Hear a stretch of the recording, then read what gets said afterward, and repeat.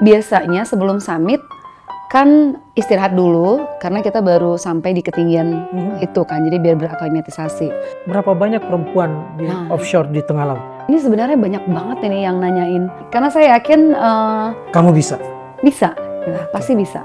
Dirimu boleh kemana-mana, di Tapi kampung nggak boleh halaman nih. sendiri tidak. Mungkin anak-anak kampung aja sih Kang Maman.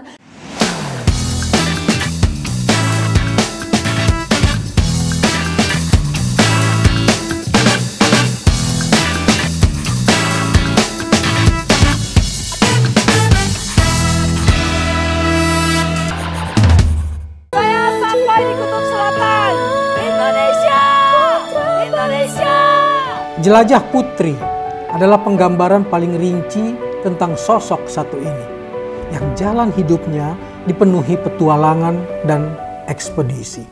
Bagi pendaki, sosok-sosok yang sepenuh hati mencintai alam semesta, berpegang setidaknya pada 3 etika. Jangan ambil apapun kecuali gambar, jangan tinggalkan apapun kecuali jejak, dan jangan bunuh apapun kecuali waktu. Dan Putri Handayani, sosok luar biasa, mengingatkan dan menyentak kita semua. Lewat Instagramnya, ia mengatakan, maukah kita dikenal dan diingat bangsa-bangsa karena jejak sampahnya. Kita akan bicarakan itu di teman bicara Maman, dan Putri Handayani yang baru pulang dari Kutub Selatan sudah bersama saya. Selamat, akhirnya selamat. Terima kasih. Aku dakdikduk loh ketika lihat dirimu memunculkan gambar yang gagal sampai ke puncak di Vincennes. Apa yang terjadi di Vincennes? Itu ketika hari summit ya, itu hari ke-7, itu dingin banget. Sangat dingin? Dingin banget, ya. Nah akhirnya kita, waktu itu cuma 2,5 jam dari high camp itu, camp yang paling atas sebelum summit. Terus karena anginnya kenceng banget, wah ini tangannya nggak berasa. Biasanya kan kalau dingin itu berasa sebentar, terus agak kayak numb gitu ya sebentar. Nah tapi kalau misalnya kita oke gitu ya regulasi badannya, nggak apa-apa gitu. Nah tapi waktu itu sampai wah ini setengah jam masih nggak berasa juga nih tangannya. Itu resiko frostbite-nya terlalu tinggi. Jadi memang suhunya waktu itu minus 38. Minus 38 dengan wind chill sekitar minus 45 ya. Jadi akhirnya anginnya seperti itu, suhunya serendah itu. Betul. Nah akhirnya itu yang bisa balikin rasanya di tangan itu cuman masukin tangan ke ketek guide-nya gitu. Cuman kan nggak mungkin jalan di gini kan. Itu jadinya kita putusin wah ini risikonya tinggi, kita balik aja. Nafasmu gimana saat itu? Waktu itu masih oke sebenarnya. Nafas tuh nggak masalah, justru dinginnya. Itu yang saya posting, nafasnya itu ngos-ngosan, itu justru udah di base camp. Anehnya. Gitu. Nah cuman waktu itu mikirnya mungkin karena terlalu exhausted, karena hari itu kan kita bangun jam 7 pagi, terus akhirnya berangkat itu jam 11 pagi. Biasanya sebelum summit, kan istirahat dulu karena kita baru sampai di ketinggian itu kan, jadi biar beraklimatisasi. Nah tapi forecastnya itu hari setelahnya anginnya kenceng banget, dan biasanya kalau di Antartika begitu cuaca buruk dan angin kenceng itu bisa berhari-hari, nggak tahu kan kapan. Nah akhirnya guide-nya ya udah kita nggak usah istirahat, langsung aja hari ini gitu. Nah ketika bangun pun sebenarnya udah mulai kenceng tuh anginnya. Apa ya, mungkin forecastnya itu agak meleset gitu ya, yang tadinya harusnya hari Rabu ternyata hari Selasa udah mulai memburuk cuacanya. Nah itu yang kita coba dengan ya 38 derajat Celcius itu, kalau anginnya sekitar hampir 20 km per jam itu tetap berasanya tuh wind chill kayak minus 45 kan. Tapi tidak ada kata menyerah. Akan diulang? Sebenarnya akan diulang, betul-betul. Tadi kirain tidak menyerah pada saat itu ya, gitu. Nah, kalau harus menyerah kalau udah kayak gitu kan? Betul. Itu pelajaranmu juga. Jangan takut untuk menyerah. Kita buat rencana baru setelah itu. Dan rencana baru akan berangkat lagi ke sana bulan? Desember 2024. Desember 2024. Iya, jadi musim pendakiannya itu di Antartika akhir tahun. Kan kalau bumi bagian selatan musim panasnya itu kebalikan sama ekuator dan bagian utara kan. Berarti di Desember nanti? Insya Allah. masih tetap harus menaklukkan Vincent? Harus dong, bukan menaklukkan, menapakkan kaki, mengunjungi. Oke. Ini kalimat yang luar biasa. Tidak ada kata penaklukan buat orang-orang yang mencintai juga kita alam. Tuh, baru dikasih angin dikit udah takluk duluan gitu kan. Iya, adanya juga kita yang ditaklukkan alam. Kalau pencinta abal-abal sih pasti akan bilang, saya sudah menaklukkan. Nggak ada penaklukan terhadap alam, tapi menapaki alam tersebut itu yang jauh lebih penting. Dan saya ingin mundur justru jauh ke belakang. Seorang anak yang dikasih princess-princessan malah milih teknik dan menjadi pendaki. Princess-princessan sih. Ini apa nih? Dikasih princess-princessan, memang namanya Putri sih ya. Iya, makanya kan udah dikasih nama Putri, bahan bacaannya atau buku-bukunya yang berkaitan dengan Putri, tapi malah memilih jadi pendaki, memilih jadi anak sarjana, anak teknik. Teknik, betul-betul. Kenapa bisa berbeda betul dengan nama putrinya? Sebenarnya ketika orang tua ngasih nama Putri, aku juga nggak tahu ya. Kalau biasa ya. Anak Batak jarang kan namanya Putri? Jarang. Putri Handayani lagi. Putri Handayani. Kayak Jawa namanya. Sementara anak Serdang Bedagai namanya Putri Handayani. Nah, itu dia. Bener, jarang-jarang banget. Aku juga nggak tahu gitu ya yang ada di kepala orang tua waktu itu seperti apa, tapi biasanya kan memang nama itu adalah doa gitu ya. Kalau untuk mendaki itu pasti nggak ada tuh kepikiran, apalagi orang tua gitu ya. Nah saya juga sebenarnya nggak ada keluarga juga kan? Nggak ada, keluarga tidak ada yang pendaki, keluarga tidak ada yang insinyur juga. Kalau yang tadi ngomong masalah tekniknya, buku-buku pun dulu waktu kecil, kalau dulu tuh saya suka pinjem bobo, itu tetangga banyak tuh ya, saya punya satu-satu gitu ya.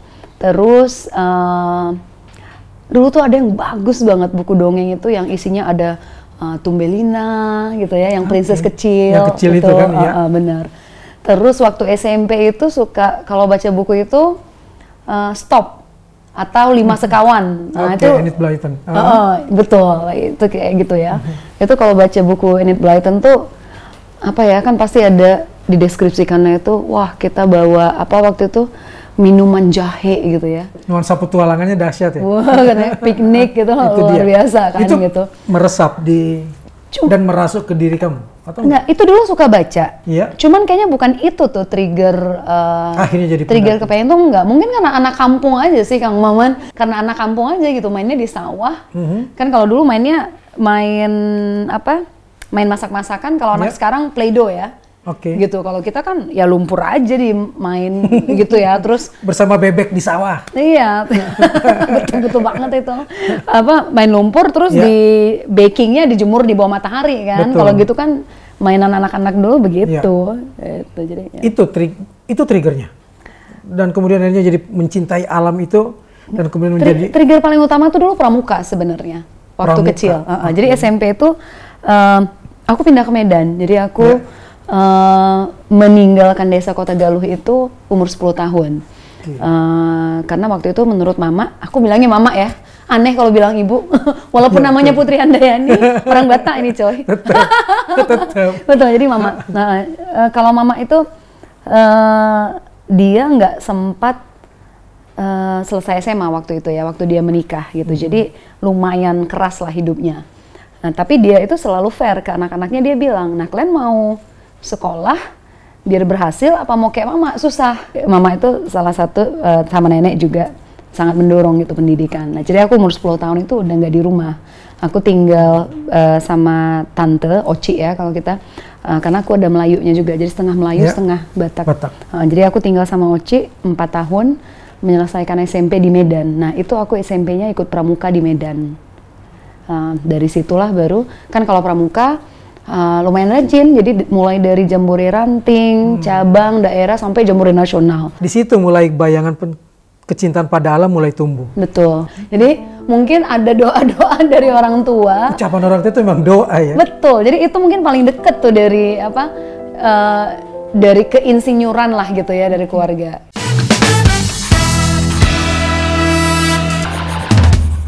Ucapan orang tua itu memang doa ya? Betul. Dan dirimu menjawab?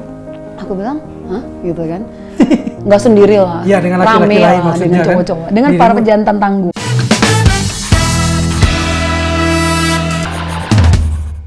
kembali di teman bicara Maman dan insinyur teknik, insinyur di lapangan, di offshore, dan memilih teknik di UI?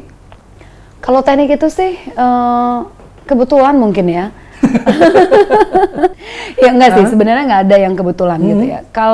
Tapi yang jelas keluarga itu nggak ada yang insinyur, jadi mau nanya-nanya juga susah.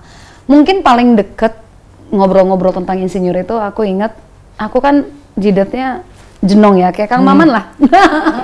Luasnya sama? Luasnya, bener-bener. Jadi kalau anak-anak kan suka diledek-ledekin biasanya pas lagi main, jenong gitu kan ya.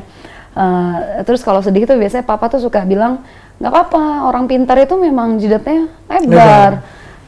Tengok tuh Habibie, wah gitu. Nanti UI, kalau aku di rumah dipanggilnya UI. Nanti UI juga besarnya jadi insinyur tuh kayak Pak Habibie bikin pesawat terbang gitu ya. Jadi mungkin ada doa-doa dari orang tua. Ucapan orang tua itu memang doa ya. Betul. Jadi itu mungkin paling deket tuh dari dari keinsinyuran lah gitu ya dari keluarga. Itulah paling. Terus setelah SMA ya kan biasa ya, anak SMA tuh masih banyak galaunya. Kalau keluarga tuh pengennya jadi dokter sebenarnya. Cuman aduh gitu ya, kayaknya anaknya nggak minat gitu. Ya, jadinya masuknya teknik ya. Dan sesuai dengan nama UI, diterima di UI pula. Betul, dipanggil UI. Jadi doanya tuh udah dari yang insinyur kayak Pak Habibie, terus di rumah tuh dipanggilnya UI. Sampai sekarang pun juga masih dipanggilnya UI. Masih terus? Abang aku Putra dipanggilnya UA. Oh gitu. Dan tekniknya ambil? Teknik sipil waktu itu. Teknik sipil? Iya. Dengan modal teknik sipil itu juga lah bekerja di Qatar itu? Iya, betul. Berapa tahun sih dirimu kerjanya di luar negeri melulu? Di Qatar itu awalnya 4 tahun di tengah laut. Di offshore ya, di penguburan lepas. Iya, kan penguburan lepas pantai. Oh, oke. Jadi waktu aku ke Qatar itu aku field engineer. Jadi memang pengeboran minyak. Lapangan pengeboran minyak di tengah laut. Betul. Wow, berapa lama tinggal di laut sebelum ke darat lagi, balik lagi? Biasanya tuh sekitar 1 bulan. Berapa banyak perempuan di offshore di tengah laut? Paling banyak yang aku pernah ketemu itu 3 biasanya. Udah maksimal tuh? Keseringannya itu sendiri. Tapi kalaupun ada perempuan biasanya 2 atau 3 orang tuh udah bagus banget. Hidup di dunia laki-laki tuh udah biasa banget ya? Betul. Di tengah laut, rignya yang sesuai dengan ombak dong? Betul. Jadi udah biasa ya dengan dikelilingi oleh dan dikelilingi oleh para pejantan tangguh itu. Benar. Hidup sendiri di tengah lautan. Iya. Nggak sendiri lah. Iya, dengan laki-laki lain maksudnya dengan cowok-cowok. Dengan dirimu, para pejantan tangguh. Dengan para pejantan, dirimu sendiri laki-laki kayak gitu-gitu tuh. Gimana? Ngalamin nggak sih seperti yang anak-anak alamin pelecehan, bullying? Sebenarnya mungkin tidak secara langsung ya, Kang Maman ya. Kebanyakan itu kalau aku perhatikan sebenarnya lebih ke bias gitu ya. Nggak akan ada, jarang banget tuh. Aku cuma 1 kali ngalamin, ada waktu itu teman kerja dari Libya. Mungkin secara umum Timur Tengah lebih konservatif malah dari kita gitu ya untuk masalah gender. Aku baru 1 kali yang benar-benar ngalamin orang ngomong di depan aku bilang, lo ngapain sih cewek di tengah laut gitu. Ya pakai bahasa Inggris dia waktu itu ya gitu. Cuman itu lucunya double standard gitu, karena waktu itu ada juga cewek di tengah laut, tapi itu orang Denmark. Nah jadi di kepala mereka ini, kalau yang bule-bule ini nggak apa-apa gitu, karena itu memang budayanya mereka. Udah biasa gitu. Tapi kesetaraan itu dianggap udah biasa juga di sana. Benar. Nah dari sudut pandang orang yang sama gitu. Tapi lo kan Muslim gitu loh. Datang dari Indonesia. Muslim. Timur pun. Gitu. Dan di Timur Tengah itu ya mereka mikirnya Muslim, culture Muslim tuh nggak seperti itu gitu. Itu baru 1 kali doang orang yang benar-benar di depan aku ngomong seperti itu. Dan gitu. dirimu menjawab? Aku bilang, hah? Gitu kan. Maksudnya kalau kita kan orang Indonesia itu dari kecil kita belajar sejarah mulai dari Cut Nyak-Din gitu ya. R.A. Kartini itu Rangkayo Rasuna Said, perempuan. Benar, pencapaian perempuan itu dirayakan kita dari kecil udah ada seperti itu gitu, nggak ada dibatasi-batasi sebenarnya kalau di Indonesia ini. Justru aku ngelihatnya kalau dari pengalaman aku di Timur Tengah lama, kita itu di Indonesia perempuan-perempuannya beruntung. dari kecil itu kayaknya sudah dinormalisasi bahwa kita punya loh perempuan yang ke medan perang, kita punya perempuan yang sekolah gitu. Walaupun mungkin progresnya harus ditingkatkan, harus improve, tapi kita itu termasuk yang lebih beruntung gitu daripada mungkin perempuan-perempuan di Timur Tengah. 6 bulan di laut, begitu liburan naik gunung. Waktu itu sebenarnya sempat jeda tuh, Kang Maman. Jadi aku kan begitu lulus kuliah, langsung assignment pertamanya di Qatar di tengah laut kan. Itu aku 4 tahun field engineer. Di tengah laut? Di tengah lautnya biasanya sebulan, terus ke darat. Balik lagi, tapi selama 4 tahun jadi selama 4 tahun. Ini betul, kan? insinyur lapangan tuh aku 4 tahun kan. Jadi kadang-kadang kalau ya di tengah laut, aku mau naik gunung kemana kan. Nah terus kalau liburan tuh lumayan jarang waktu itu justru naik gunungnya. Karena kan liburan kepengen ketemu orang tua, kepengen ketemu teman gitu. Nah itu sempat break beberapa lama dari kegiatan yang dilakukan sebagai mahasiswa pencinta alam itu. Betul. Dan juga memang waktu aku mahasiswa pencinta alam, aku itu anak ORA, divisi air sebenarnya, olahraga air, bukan makanya, anak gunung hutan. Kepala saya sudah di tengah laut, malah bukan justru menyelam lautan. Gitu ya. Malah yang tetap darat yang ada di kepala gitu. Mungkin evolusinya kali ya, yang penting outdoor gitu ya. Yang penting air, outdoor. Tapi menyelam pun bisa? Menyelam bisa, aku punya open water certification, tapi udah lama nggak nyelam karena sering banget naik gunung gitu. Pada dasarnya senang aja gitu di alam, tapi mungkin jadinya lebih dapet apa ya, secara mental dan psikologis itu ke hooknya itu di gunung gitu. Mungkin baru ngerasain tadi yang Kang Maman omongin tadi ya, wah kita tuh ternyata nggak bisa menaklukkan alam gitu ya, kita justru yang ditaklukkan alam. Nah jadi banyak momen-momen yang pembelajaran, pendewasaan, proses bertumbuhnya itu ketika naik gunung itu mungkin karena ngerasa banget wah susahnya naik gunung ya tadi dingin dikit aja udah yang waduh ternyata manusia itu nggak ada apa-apanya. Lemah banget gitu kan. Nah jadi momen-momen apa ya, humility gitu ya, kerendahan hati. Kerendahan hati itu menjadi banyak penting. tuh muncul tuh di pendakian gunung kalau menurut aku. Makin kita melakukan pendakian kemana-mana kita makin merasa tetap rendah. Betul, harus rendah hati semakin tinggi gunung didaki semakin rendah hati ini. Wow, semakin tinggi gunung didaki semakin rendah hati ini.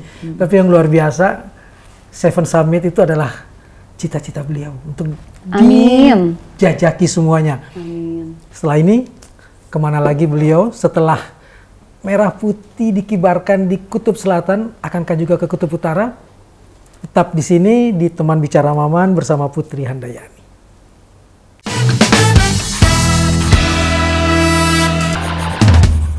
Dirimu boleh kemana-mana, di kampung halaman sendiri tidak. Seneng banget.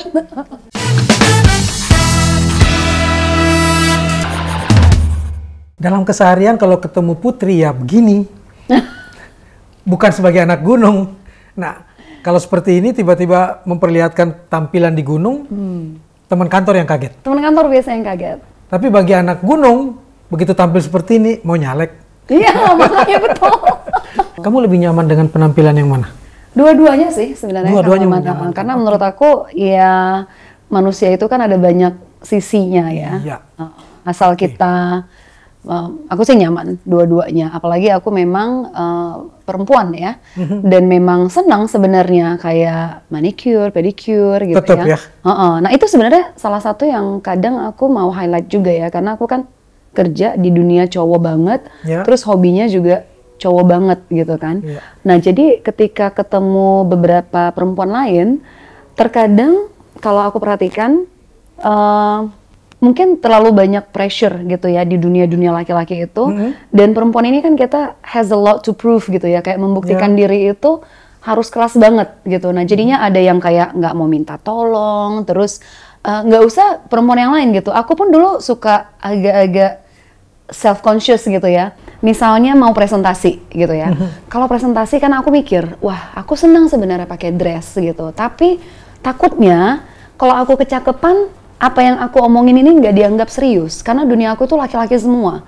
Akhirnya kalau aku mau presentasi tuh dulu tuh power suit gitu ya. Aku tetap pakai jas, pakai ini karena kan lebih kayak apa ya, lebih maskulin, ya. Maskulinitasnya dapat. Betul gitu. Nah akhirnya begitu keluarnya gitu. Padahal aku seneng banget pakai high heels juga seneng. Gitu. Seneng banget. Justru senang ya? Senang aku. Nah, itu yang kadang-kadang orang lihatnya maunya sesuai stereotip yang dia pikirkan. Betul. Nah ini yang saya mau lihat di gambar-gambar dirimu. Karena kalau orang lihat di studio akan begini, tapi kita lihat gambarnya.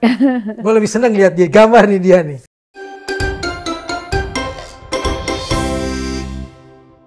Gambar yang pertama, nah ini Putri nih. Iya. Ini di mana Put? Ini di Papua, di Gunung Karsten Pyramid. Mungkin kalau Indonesia lebih familiar dengan kata-kata Jayawijaya. Ini kan yang ada saljunya juga kan? Iya betul, salju abadi di puncaknya. Di puncaknya kan? Betul.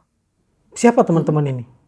Teman-teman ini porter, suku Dani dan suku Moni. Ini menarik nih waktu pendakian itu. Karena di Papua pakai porter kan biasanya. Iya. Dan porter itu kan income yang lumayan buat mereka. Oke. Biasanya kalau ada pendaki satu, wah rebutan pekerjaan. Siapa yang jadi porter, siapa yang jadi porter. Karena di sana kan ekosistemnya itu tidak serapih kayak di Jawa ya. Misalnya ke Rinjani itu udah jelas nggak ada yang berantem lah gitu ya. Kalau Semeru, Rinjani. Iya. Tapi kalau di sana itu kan belum terstruktur dengan baik ekosistemnya. Nah, jadi begitu, tetap tidak semahal porter di Himalaya kan? Ya, ini lebih mahal loh ke Papua. Oh, oke. Iya, lebih murah ke Nepal kalau sekarang daripada ke Papua. Oke. Iya, nah jadi makanya paket-paket ke Papua itu mahal karena mereka juga harus bayar porter-porternya mahal. Ya infrastruktur kan susah ke sana. Nah, jadi logistik juga mahal. Gambar yang kedua. Ya. Ini Putri sebagai insinyur. Ini di mana Putri? Ya, ini di Sorik Marapi, Tapanuli Selatan, Sumatera Utara. Oh, di Tapsel ya? Ya, ini pengeboran geothermal. Ini dirimu di Selamberja ini itu ngapain? Baru pencarian sumur geotermalnya atau sudah? Itu masih sumurnya udah ada. Itu kita sedang pengeboran. Ini sebenarnya development field namanya. Eksplorasinya udah selesai. Itu waktu itu development. Berapa lama di sini? Itu waktu itu aku sebulan. Sebulan di sini. Wah ini menarik nih. Menarik karena ada Gunung Sorik Marapi di Tapanuli Selatan. Yang perempuan itu nggak boleh sampai ke puncaknya, nggak boleh naik gunungnya. Itu culture-nya di sana. Itu memang peraturan di sana. Iya, aku minta Pak gitu ya, minta izin kan. Untuk naik gunung itu. Mau naik gunung ini, katanya, oh nggak boleh gitu. Cewek nggak boleh. Kenapa? Ya memang adatnya begitulah gitu katanya gitu kan. Nah terus akhirnya besoknya tanya lagi, Pak mau dong gitu ya. Tapi sebenarnya kenapa gitu kan? Saya coba ngerti gitu. Kenapa nggak boleh nih perempuan? Iya nanti gunungnya marah katanya. Waduh. Terus besoknya, ini kenapa Pak gunungnya marah gitu? Ya biasa lah Bu katanya kan. Kalau misalnya anak-anak SMP ini kan naik gunung pacar-pacaran katanya. Berbuat yang nggak bener di gunung katanya gitu kan. Nah terus saya bilang, oh kalau saya sebenarnya Pak kan saya nggak sama siapa-siapa ya, nggak akan pacaran gitu ya. Nah terus saya ini mau naik gunung karena saya mau mendaki gunung Aconcagua gitu. Terus saya jelaskan yang tertinggi di Amerika Selatan. Akhirnya malah disuruh ceritakan tentang proyeknya. Jadi di lapangan tuh waktu itu saya presentasi ke semuanya gitu kan. Nah akhirnya boleh. Terus katanya, ya udah Bu boleh. Besok kita ke atas ya katanya. Tapi nggak boleh sampai puncak.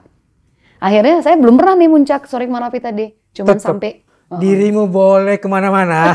Di kampung halaman sendiri tidak. Betul. Ini di mana? Ini di Tulamben, Bali. Wah itu ini nih luar biasa. Ini nge-capture-nya kita udah selesai. Waktu nyelamnya udah selesai, itu udah mau naik tuh. Sudah terus mau habis itunya? Terus tiba-tiba guide-nya yang apa gitu ya, kalau di air kan nggak denger ya teriak gitu. Oh ternyata ini kura-kuranya muncul. Tuan rumah yang luar biasa. Iya. Kayak mau say goodbye gitu. Berapa umurnya ya? Iya, wah itu kayak tua banget. Itu gede banget, itu lebih gede daripada aku.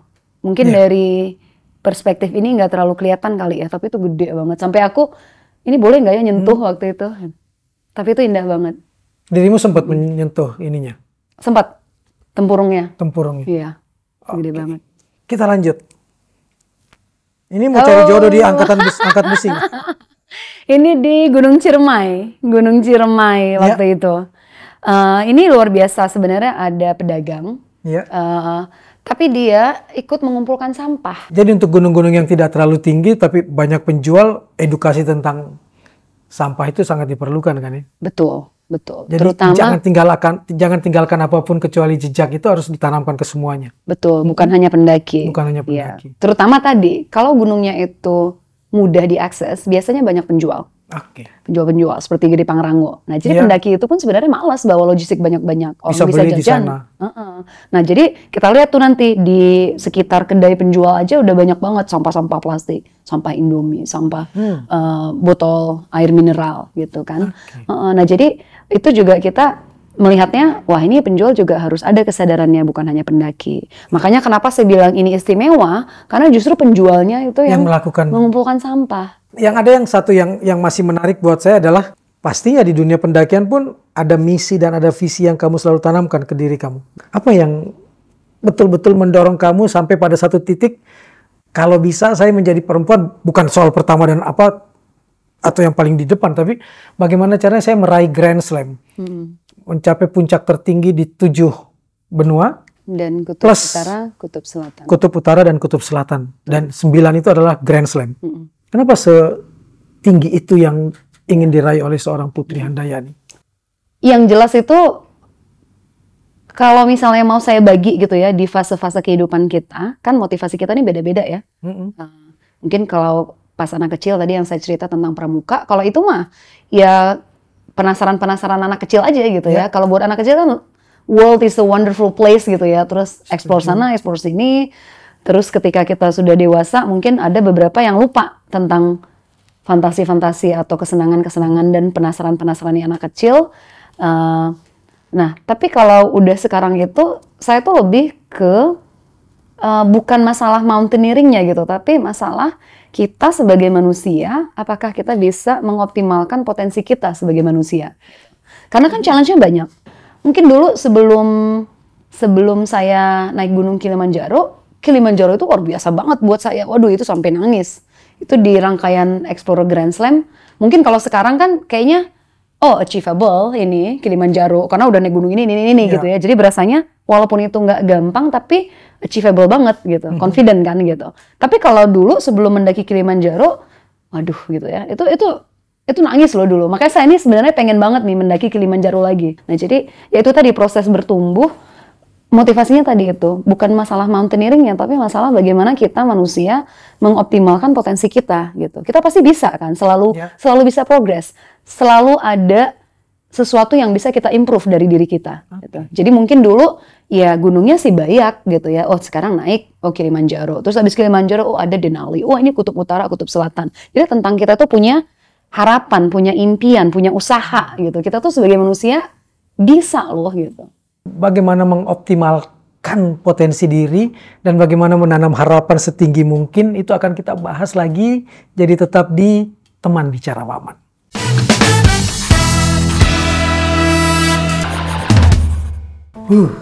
Itu makin ke atas makin tinggi dong ya. Puncaknya di Everest kan? Everest ya. Hari ke-6 itu batuknya luar biasa.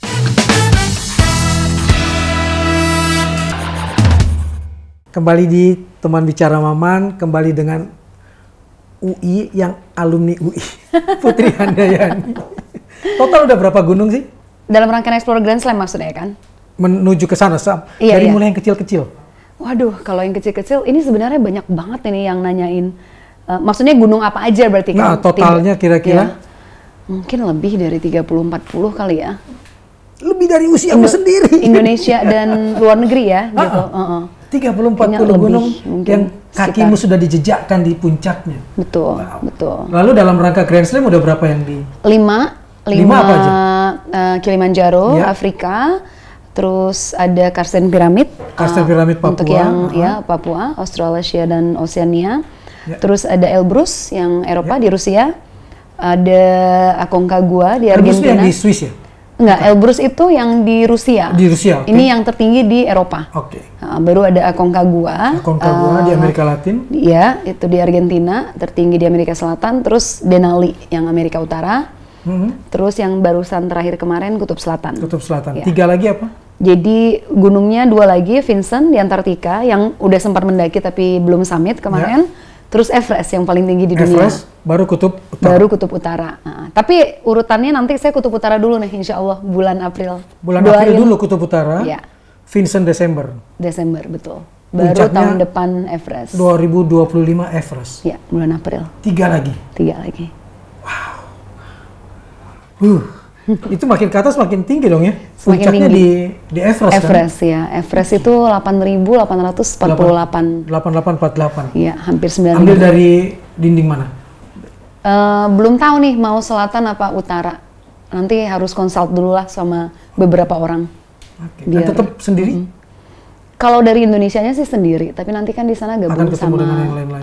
Dan mungkin karena ini finale, itu saya tuh punya niatan untuk ngajak teman-teman juga gitu ya. Mungkin nanti ke publik juga, walaupun yang lain-lain mungkin sampai base camp, tapi biar perginya rame gitu. Oke.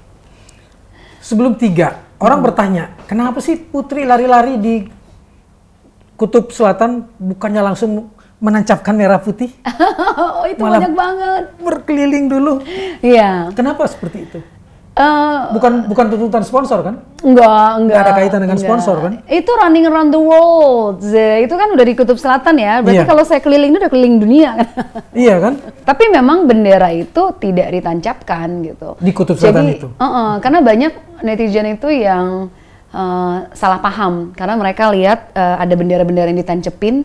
Jadi nanyanya kok nggak ditancepin gitu ya. Karena mereka ngirainnya setelah siapa yang nyampe terus tancepin benderanya gitu. Padahal itu enggak. Jadi di Kutub Selatan itu lokasi yang ada bola metalik itu, terus yang ada bendera-bendera ditancepin itu namanya Ceremonial South Pole. Itu memang untuk seremoni aja. Dan bendera itu ada 12, setiap tahun itu sama, cuman 12. Itu adalah negara-negara asli penanda tangan Antarctic Treaty, perjanjian Antartik. Zaman dulu yang tahun 1959. Perjanjian apa yang mereka Perjanjian sepakati Antartika bersama? itu waktu tahun 59 itu kan menyepakati bahwa Antartika ini tidak dimiliki oleh negara manapun. Dan dia peruntukannya itu hanyalah untuk kemajuan umat manusia lah, ilmu pengetahuan. Jadi nggak boleh ada kegiatan militer, kegiatan pertambangan atau industrialisasi. Harus bersih di sana. Betul. Dan di South Pole itu hanya boleh memegang bendera kita kalau udah sampai ke puncaknya. Iya, itu ya terus dibawa kembali gitu. Jadi Apa saya rasanya juga sih? ngibarin. Sampai ke sana Itu pas di awal tuh selalu ya itu nangis karena itu tuh perjalanannya susah banget. Apalagi waktu yang perjalanan ke South Pole itu, Kutub Selatan itu kan saya melakukannya setelah Vincent. Vincent bayangin aja yang udah gagal. Setelah gagal di Vincent, pasti down dong mentalnya sedikit gitu ya. fisik pun pasti kena kan? Fisik pasti gitu ya. Tapi sebenarnya tuh lebih berpengaruh itu kalau menurut saya mental. Karena kan latihan udah bertahun-tahun ya. Terus untuk Antartika sendiri sudah diprogram selama 6 bulan. Jadi ya ada, kalau fisik itu harusnya memang berpengaruh. Tapi kalau saya tuh percaya mind over body gitu ya. Jadi mindset kita tuh yang di mindset. Betul. Karena memang lokasi-lokasi yang puncak gunung, Kutub Selatan itu tidak didesain untuk dihuni oleh manusia. Jadi pasti secara fisik memang tidak memungkinkan gitu. Bukan tempat tinggalnya manusia. Kita harus benar-benar nge-push diri kita secara mental untuk survive di kondisi-kondisi lingkungan seperti itu kan. Nah, jadi setelah gagal itu pasti ada down sedikit tuh mentalnya. Walaupun kalau saya tuh coba positif terus tuh ya. Masih ada istirahat nih sebelum ke Kutub Selatan gitu ya. Berapa waktu istirahat? Waktu itu sampai 1 minggu. Hanya 1 minggu? Iya, jadi di saya kegagalan selesai, menuju ke kutub? Betul, jadi saya selesai tanggal 13 tuh di Vincent setelah 13 gagal. bulan Desember. Terus tanggal 21-nya kita udah mulai yang ke Kutub Selatan. Karena saya sekalian nunggu teman-teman yang lain. Jadi timnya beda waktu itu, yang Vincent sama yang Kutub Selatan. Datang itu istirahat. Nah, Dan jadi tiba di sana? Tiba di sana tanggal 28 Desember. 1 minggu? 1 minggu, 8 hari perjalanannya. 8 hari perjalanan? Iya. Ski, bawa sled 30 kilogram. Terus dipakai mountaineering boot, terus ski boot. Karena kalau itu esnya agak beda. Kalau udah deket banget ke Kutub Selatan itu esnya lumayan padat tapi soft gitu, lembut. Kalau pakai boot itu nyosloknya banyak gitu, jadi kita energinya habis kan untuk masuk, kayak ke lumpur lah gitu. Masuk terus naik lagi tuh kan ngangkatnya susah. Hari ke-6 itu batuknya luar biasa, dan kalau batuk tuh kan ngos-ngosan banget. Jadi itu tuh yang wah susah banget ya. Biasanya tuh kan hari pertama wow gitu ya, begitu di drop di 89 derajat lintang selatan nggak ada apa-apa gitu, walaupun kita satu timnya rame tapi ada rasanya di tengah, bukan di mana-mana gitu ya. Jadi itu nggak tahu nih bahasa Indonesianya, mungkin Kang Maman yang bisa bantu nih sebagai penulis. It's almost nothing but it's everything gitu loh. Oke. Nggak ada apa-apa tapi sangat segalanya banyak sesuatu. gitu loh. Jadi campur aduk gitu, tapi mostly ke seneng gitu ya perasaannya gitu. Terus pas hari pertama, wah gila ya, dingin gitu. Itu kan kita selama perjalanan hampir nggak pernah terekspos cuaca kan, kulitnya. Tertutup semua. Terus semuanya tertutup. Bahkan kalau pas lagi istirahat tuh, biasanya saya makan, itu dibuka nih maskernya, makan terus tutup lagi, dingin banget. Soalnya tuh langsung yang bep gitu, kayak ditampar dingin. Kan? Mukul yang banget. kamu makan apa? Kalau snack biasanya banyak bawa permen, kacang gitu ya, terus kayak kentang, chips gitu ya, yang energinya inilah coklat. Gitu. Kalau misalnya makanan utamanya banyak dehydrated food yang udah ditinggal masukin air panas gitu ya. Dan sebagai orang Indonesia pasti dong rendang dan Indomie nggak ketinggalan. Jadi rendang ada di puncak sana. Wajib gitu ya makan. Ada di Antartika. Iya, ada di Antartika. Soalnya kalau di ketinggian itu kadang-kadang kita hilang nafsu makan, apetitnya hilang. Jadi memang nutrisi itu penting, tapi lebih penting lagi untuk makan kan. Jadi kalau rasa itu yang jauh. Betul. Jadi kalau bawa makanan yang nutrisi tinggi tapi kita nggak bisa makan, sama aja kan. Jadi mending bawa sesuatu yang dalam kondisi apapun kita bisa makan. Masih bisa kecium bawa rendang di sana? Oh iya, itu orang-orang langsung, itu saya share sama tim, itu malah pada seneng banget gitu, wah gitu. Nggak dijual sekali. Makanya kalau gitu kan saya jualan kan. Itu dia, ternyata. Bener. Akhirnya kakimu di sana. Tidak semua orang di sana. Di tempat yang nothing tapi segalanya. Betul. Dan dekat banget dengan Tuhan kan? Wah itu rasanya luar biasa. Itu nangis itu pasti gitu ya, karena susah banget. Itu ngebayanginnya sudah merinding ya.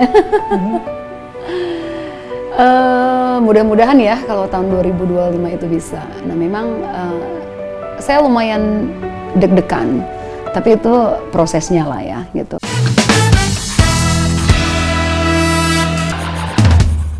Nah, masih tetap ingin sampai ke sana? Masih. Kan yang mau mencapai puncak.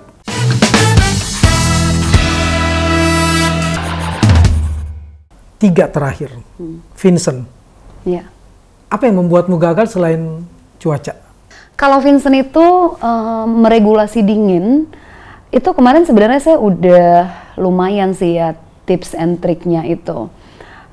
Mungkin beberapa yang mau saya lihat itu nanti kemarin itu.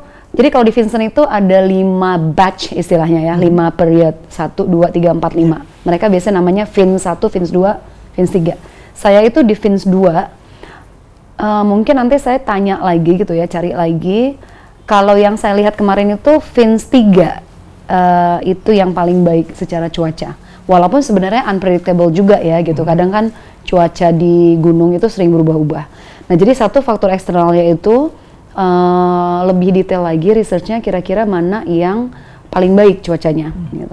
Nah cuman itu faktor eksternal, tapi dari faktor internal kayak tadi gitu, meregulasi dingin seperti apa gitu, terus kesiapan fisik. Tadi kan saya ceritakan biasanya kita sampai di high camp, di camp terakhir kita itu rest, istirahat sebelum ke summit. Itu kan untuk beraklimatisasi. Jika tubuh kita ini sebenarnya sehat, terhidrasi dengan baik, tambah dengan gear, tapi ketika tubuh kita tidak bisa beregulasi dengan baik, itu kemampuan kita untuk menahan dingin itu kan jadinya lebih rendah. Nah jadi kemungkinan itu waktu itu saya mikirnya mungkin capek juga gitu, karena hari sebelumnya pun pindah dari low camp ke high camp itu sebenarnya pindahnya sendiri pendakiannya 8 jam.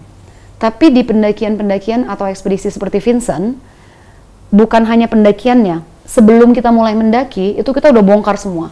Tenda, packing, itu bisa 2-3 jam. Terus abis itu kita mendaki. Begitu nyampe di camp yang baru, itu kita nyekop salju, terus bangun tenda, terus kita cairin salju untuk masak. Itu kerja keras banget. Jadi satu harian tuh kita bisa aktif terus-terusan tuh selama 15 jam. Cairin salju menjadi air? Iya untuk kan, masak? untuk makan dan minum. Oke. Itu jadi kerja keras banget kalau di ekspedisi seperti Vincent, dan itu kita harus ngerjain sendiri semua sebagai tim. Sementara di tempat ini kan nggak ada Tidak ada penduduk penduduknya. asli, nggak ada porter, kita bawa beban Tanpa sendiri. porter ya? Nah, masih tetap ingin sampai ke sana? Masih. Karena saya yakin Kamu bisa? bisa, ya, pasti bisa. Itu salah satu kuncinya ya kalau buat saya tuh yang 3P ya, secara namanya Putri suka P. Passion, perseverance, dan patience gitu ya. Patience ini sangat Nggak boleh penting. mati ya. Tapi yang patience, kesabaran ini, karena tidak ada sesuatu yang besar itu instan. Pasti ada prosesnya, pasti lama. Jadi harus sabar. Apa yang kamu bayangkan dengan Himalaya? Mengingat cerita Sir Edmund Hillary bisa sampai ke puncak sana, porternya Tenzin yang menarik sekali menceritakan bahwa kan kamu porter, kamu di depan, harusnya kamu orang pertama yang menginjak kan. Tapi kalimatnya menarik betul waktu itu bahwa kan yang mau mencapai puncak Sir Edmund Hillary. Yeah, that's his dream, not mine. Itu mimpinya dia, bukan mimpi saya. Sehingga sang porter begitu sampai puncak, Anda dong yang, karena itu mimpi. Itu luar biasa itu, Tenzin. Itu kan filosofi yang sangat luar biasa kan. Betul. Si porternya memberi kesempatan karena mimpimu yang harus diwujudkan, bukan mimpi saya. Mimpimu pun tentang Himalaya. Nah, itu ngebayanginnya sudah merinding. Mudah-mudahan ya kalau tahun 2025 itu bisa. Nah, memang saya lumayan deg-degan, tapi itu prosesnya lah ya gitu. Karena saya tuh nggak cepet gitu. Makanya kadang-kadang kalau ada orang, waduh Kak Putri naik gunung ini, saya naik tangga aja udah ngos-ngosan katanya gitu kan. Jadi suka ada, kadang-kadang nih agak-agak pressure nih Kang Maman, karena orang tuh ngiranya, wah nih Putri udah naik gunung-gunung tertinggi di dunia nih, kalau join komunitas lari, ekspektasinya itu, oh ini langsung ber gitu di depan gitu. Padahal enggak gitu. Saya kalau lari sama teman-teman itu rata-rata aja gitu, malah kadang-kadang paling belakang gitu. Atau kalau barengan sama teman-teman CrossFit, itu kadang sampai muntah-muntah gitu. Malah. Iya, jadi saya tuh bukan yang paling cepat, bukan yang paling kuat gitu. Tapi mungkin sabar dan mau menjalani prosesnya gitu. Nah jadi jujur, Everest pun sebenarnya deg-degan gitu. Karena apalagi kalau dilihat di Indonesia, Seven Summiter Indonesia itu, kita ada 10 sekarang kan yang sudah selesai Seven Summit.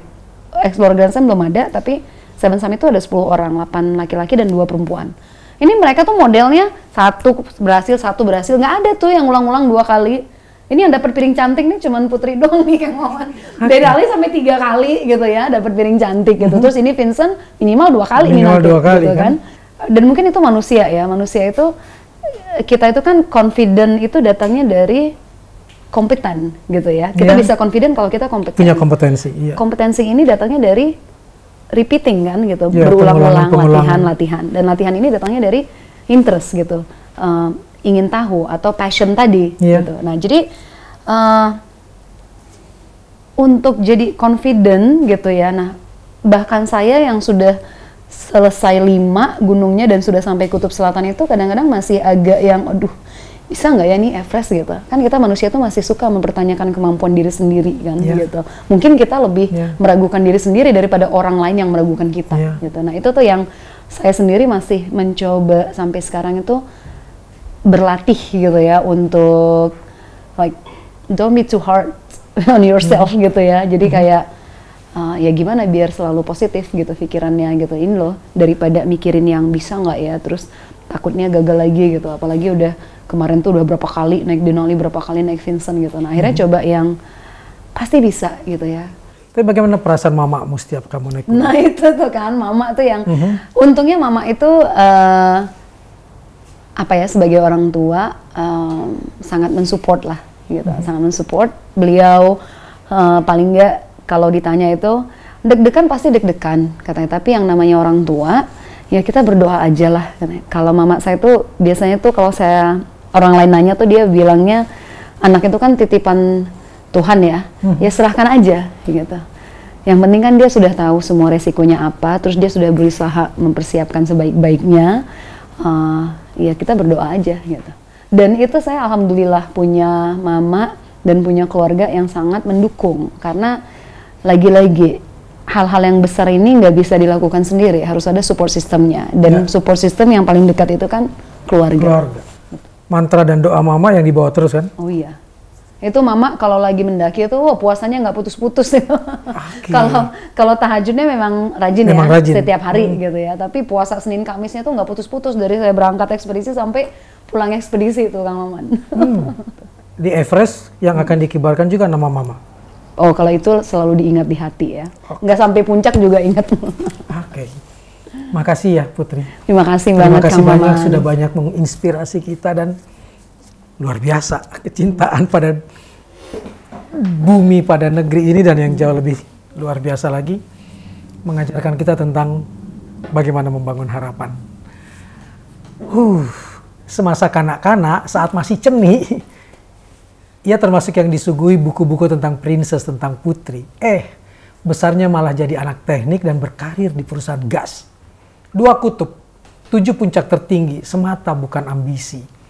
Motivasi dan misi tertanam dalam diri Putri, mengibarkan sang saka di kutub selatan hingga kutub utara, agar Indonesia selalu berkibar di penjuru dunia.